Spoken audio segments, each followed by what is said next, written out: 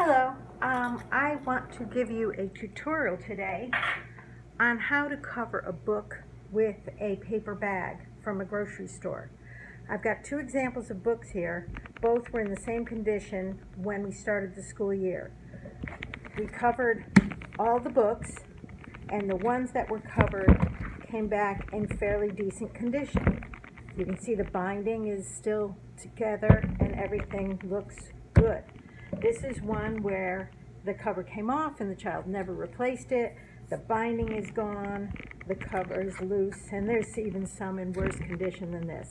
So covering your book and leaving it covered is extremely important if you don't want to spend lots and lots of money on curriculum, if you want to use the books from year to year.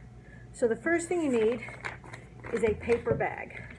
Give a shout out to Food Lion. They gave me free bags at the beginning of each school year to cover my students' books.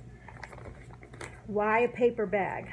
Well, first of all, those cloth covers don't protect anything. They may keep dust off of the book, but they don't protect the binding or anything. They're useless.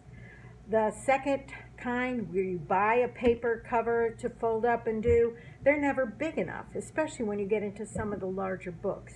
So you get one of these, and the first thing you do is open it up, cut down along the side, and cut off the bottom.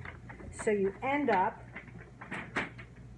with a nice big flat bag and this extra piece, okay, which you don't need. Now, take the book you want to cover. I'm going to do this one right here to show you.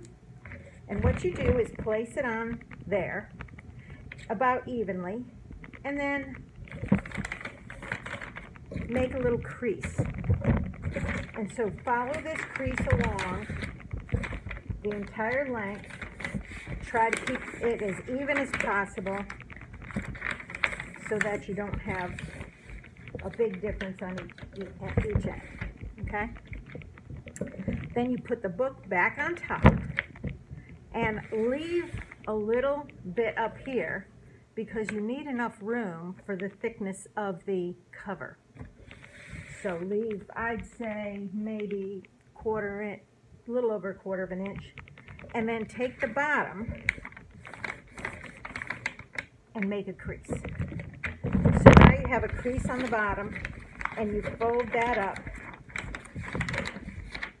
and crease it as evenly along as you can.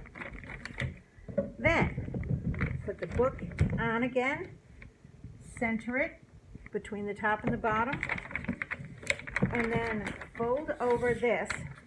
And you want to get a good sized fold here, because the more you fold it, the more protected the book is.